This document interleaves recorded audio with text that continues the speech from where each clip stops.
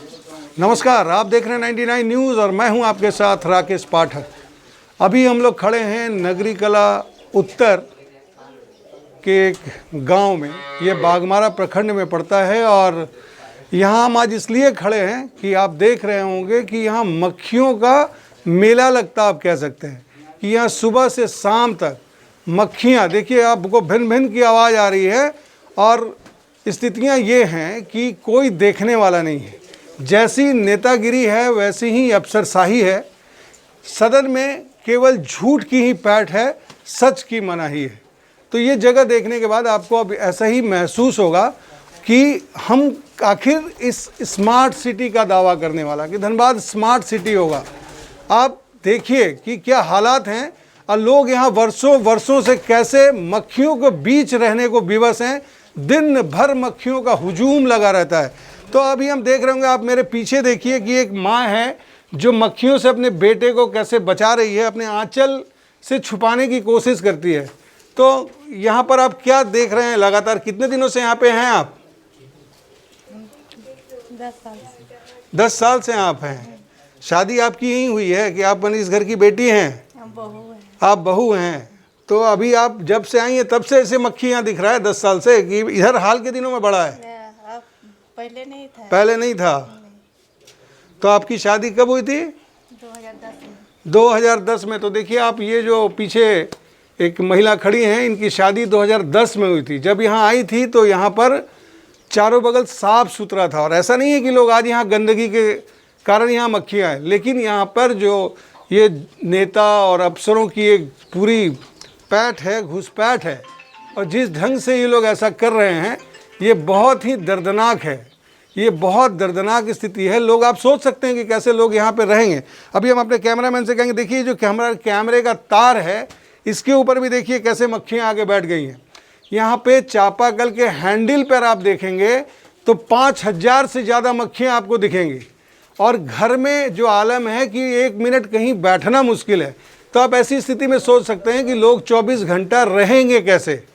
आप समझिए इन चीज़ों को।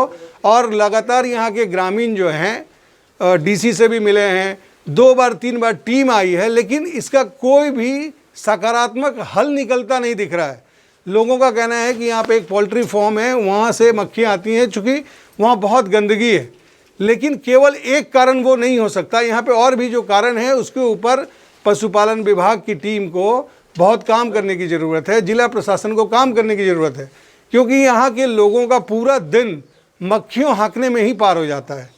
तो अभी हम आपको और कुछ लोगों से बात भी कराएंगे जो यहाँ पर कैसे जी रहे हैं।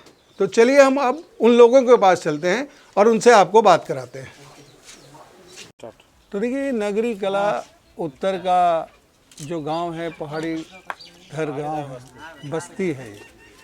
यहाँ पर हम लोग बैठे हैं और जो अभी आपको हमने दिखाया वो जो मक्खियों का हुजूम जो घर के अंदर दिख रहा था, अब चूंकि हम आपको बाहर इसलिए लेके आए हैं कि बाहर का नज़ारा देखिए कैसा है। घरों में मक्खियों का बसेरा है, लोग सारे बाहर हैं। ऐसा नहीं है कि गर्मी के कारण बाहर हैं, लोग घरों में रहना मुश्किल है मक्खियों के कारण। देखिए हमारे साथ हैं, क्या नाम है आपका? जोगेश्वर महतो। क्या दिक्कत है, बाहर क्यों बैठे हैं आप यहाँ? मक्खी के कारण। मक्खी के कारण? मक्खी से क्या, कितना मक्खी है आपके घर में? अभी तो हमने देखा है घर में काफ़ी मक्खी थी। काफ़ी मक्खी है सर, पानी में सब कुछ में वगैरह में घुसा हुआ रहता है। तो पीने में थोड़ा दिक्कत हो रहा है, खाना में भी घुसता है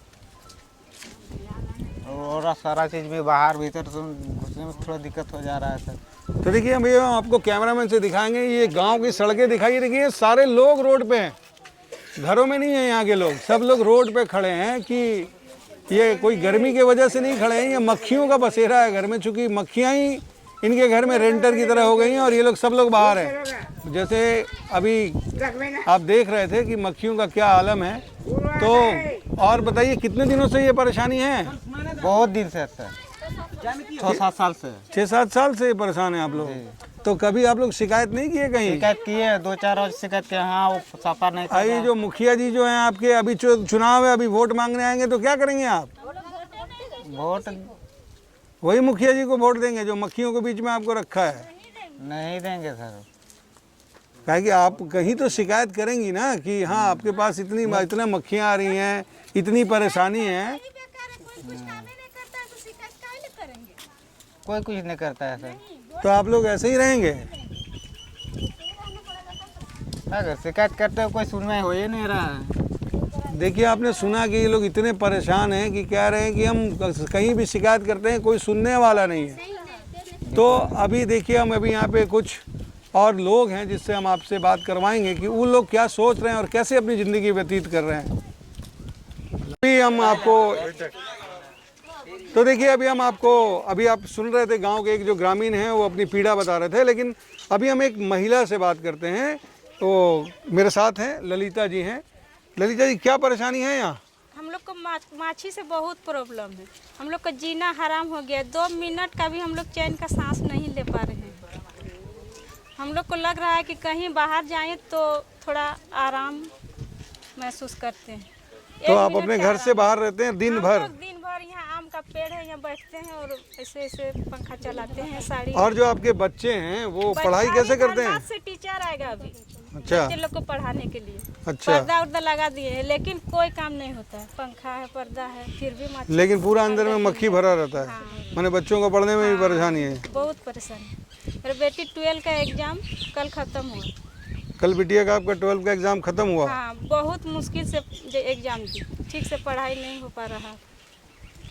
तो आप देख रहे हैं कि यहाँ के जो अभिभावक हैं वो अपने बच्चों को पढ़ाने के लिए कितने चिंतित हैं। धनबाद से टीचर बुलाते हैं, लेकिन इन मक्खियों के कारण उनकी जो पढ़ाई है वो प्रभावित हो रही है। बड़ा बेटा दरोगा है। देखिए, ललिता जी हैं, जबकि ये देखिए, हम लोग गाँव का छोटा मोटा किसान है। हम लोग खेती बाड़ी करके बच्चा लोग को पढ़ा रहे हैं बहुत मुश्किल से, लेकिन वो भी सक्सेसफुल अब नहीं होगा। देखिए, इन्होंने अपने एक बच्चे को दरोगा बनाया है और ये बहुत ही गर्व की बात है। लेकिन अब ये जो एकदम निराश हैं, इन मक्खियों के कारण एकदम निराश हैं जो छोटा बेटी कि हम अपने बेटा बच्चों है, को नहीं वो पढ़ा लोग पाएंगे। कुछ नहीं कर पाते। देखिए, ये दर्द है, ये एक माँ का दर्द है अपने बच्चों के लिए कि वो अब ये इतनी हताश हैं इन मक्खियों के कारण कि उनको लग रहा है कि वो अपने बच्चों को अब नहीं पढ़ा पाएगी। वो एक बेटे को अपना दरोगा बना चुकी है। तो आप समझ सकते हैं कि ये ग्रामीण परिवेश है और कैसे लोग यहाँ पे एक एक रुपया जोड़ के अपने बच्चों को पढ़ाने के लिए शहर भेजते हैं। चूँकि यहाँ से कोई प्रॉपर कम्युनिकेशन नहीं है। अभी हम लोग आ रहे थे, करीब 1.5 किलोमीटर का सफ़र तय करके अंदर आए, तो यहाँ से लोगों को या तो अपनी साइकिल से जाना पड़ेगा, नहीं तो पैदल जाना पड़ेगा। तो ऐसे में इतनी कठिनाई है और सरकार के कान पे जूं तक नहीं रेंग रहा है और यहाँ के लोगों का जीना दुभर है इन मक्खियों के कारण। ये बहुत ही दुर्लभ दृश्य आप बोल सकते हैं, लेकिन ये बहुत ही पीड़ादायक है कि इस धनबाद में, जहाँ पर लोग कहते हैं कि ये स्मार्ट सिटी होगा और ये पूरे देश में ऊर्जा देने के नाम पे जाना जाता है, लेकिन ये मक्खियों के कारण यहाँ के लोगों की ऊर्जा तो है ना एकदम खत्म हो चुकी है। जो शरीर पर जो चमक होनी चाहिए, जो चेहरे पर एक चमक होनी चाहिए, वो सारी चमक खत्म हो चुकी है। दुष्यंत की कविता है कि हो गई पीर पर्वत सी पिघलनी चाहिए, इस हिमालय से भी गंगा निकलनी चाहिए। आग मेरे सीने में ना सही, तेरे सीने में ही आग कहीं भी हो जलनी चाहिए। सिर्फ हंगामा खड़ा करना मेरा मकसद नहीं, सूरत बदलनी चाहिए, यही कोशिश होनी चाहिए। तो आप देखते रहिए 99 न्यूज़। देश दुनिया की अन्य खबरों के लिए हम आपसे फिर मिलेंगे और ऐसे तमाम ज्वलंत समस्याओं को लेकर आपके समक्ष हाजिर होते रहेंगे और अपनी बात, आपकी बात को सही प्लेटफॉर्म पर रखने का काम करेंगे। तब तक के लिए हमें दीजिए इजाज़त। नमस्कार।